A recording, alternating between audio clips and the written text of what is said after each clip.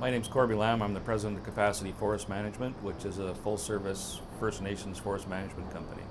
Well, I originally got involved in 1969 when I left school and went and started in the bush as a laborer and worked my way up to, I guess, the executive level of the forest industry. When I got to that point, I recognized an opportunity to work with First Nations, and so I took all experience that I had and turned it over into my company and started on my own and worked up to where we now have 30 employees and we manage for 18 First Nations.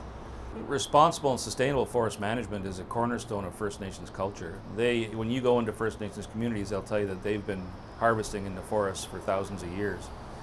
They all have comprehensive land use plans and strategic visions for their territories, and this certification system, such as SFI, ties right into their strategic planning processes. So it's very important to them. It's probably top priority.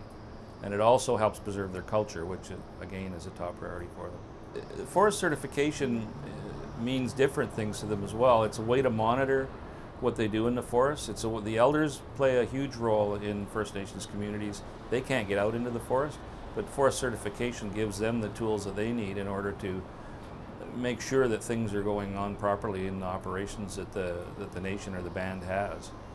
So it also provides things like increased market access. We had an instance where we were selling logs to a sawmill in the middle of a project. That sawmill needed certified wood. We would have had to shut down. So we managed to keep selling logs because we were certified. And we're getting more into the chain of custody with some of our customers, so this certification provides chain of custody as well. So it's increased market access, increased economic benefit, and tie into their planning.